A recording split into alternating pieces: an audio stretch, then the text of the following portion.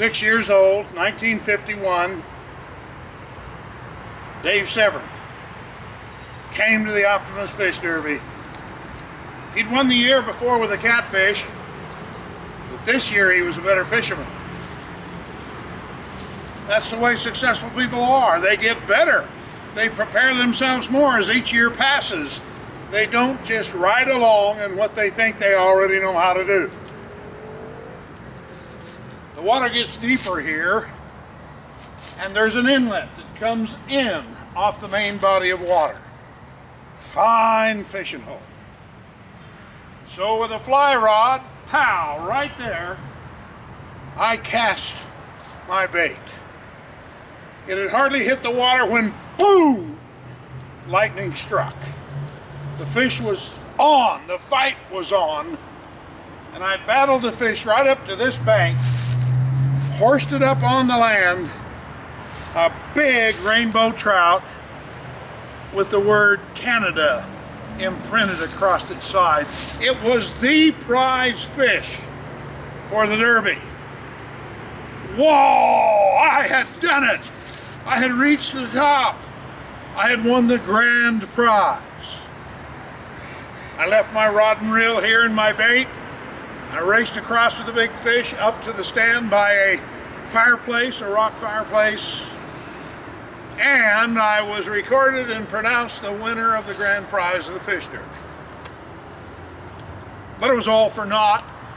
The grand prize was a 5-day fishing trip to Canada for the person who caught the fish and his one selected guest. Well, of course, my guest would be my dad, because I loved him and I went everywhere with him. But there was a challenge. I wasn't old enough to go to Canada. I couldn't qualify. I won, but I couldn't qualify to keep the prize. Now, in the real world, they call that disappointment. And life's full of it. People are going to let you down. People are going to promise you they're with you for life, only to flee at the first sign of trouble. There's value in stick power. There's no value in quit power.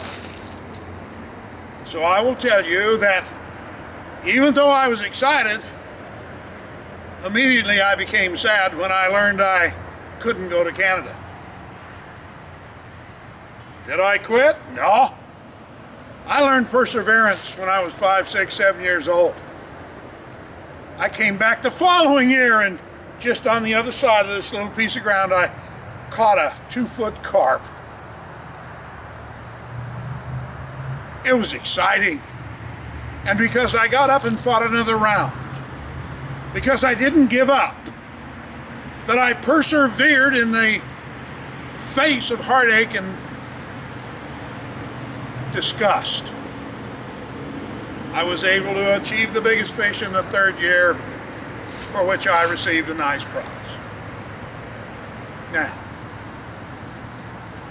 out of all that, I learned how to be a good fisherman, and have enjoyed it every day of my life that I've gone fishing over 7 decades. Why? Because when you find what you love and you pursue it with passion, you become very good at what you're doing, and it's not work. It's a labor of love. I like being outdoors, particularly this time of year, the fall. All the colors are on. The birds are all over the water, the waterfowl. The quietude. It's a calm day in Boise, Idaho. But whenever I get down and low and disappointed, I think back to the day I stood right here as a little boy.